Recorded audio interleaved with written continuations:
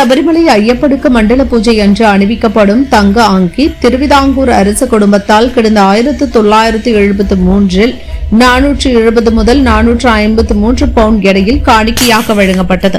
இது பத்தனம்திட்டா மாவட்டத்தில் உள்ள அரண்முளா ஸ்ரீ பார்த்தசாரதி கோயிலில் வைத்து பாதுகாக்கப்பட்டு வருகிறது. இந்த தங்க அங்கி ஆபரணங்கள் மண்டல பூஜைக்காக ஊர்வலமாக எடுத்து வரப்பட்டு ஐயப்பனுக்கு அணிவிக்கப்படும் ஒரு சிறப்பு அலங்கார பொருளாகும்.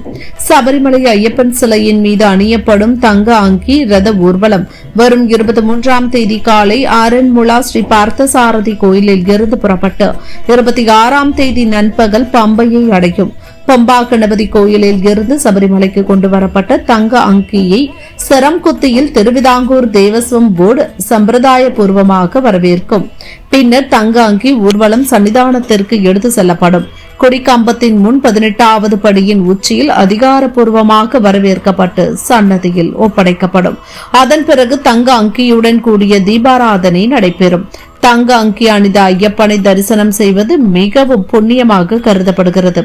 தங்க அங்கி அணிந்த ஐயப்பனுக்கு அன்று சிறப்பு பூஜைகள் நடைபெறும். அதைத் தொடர்ந்து டிசம்பர் 27ஆம் தேதி மண்டல பூஜை நிறைவு பெறும்.